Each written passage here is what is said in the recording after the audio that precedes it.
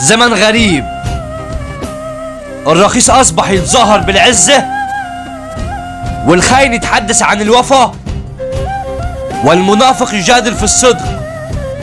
يديب أنا مثلك، شموخي غريزة، أكره ردي الطبع وأموت بالطيب، وعن الردي يديب نفسي عزيزة. صحيح إني إنسان بس الطبع ديب. الرجال ما تبيع الرجال، والرخاص تتباع بالدينار. الكلام قصير لكن المعنى كبير.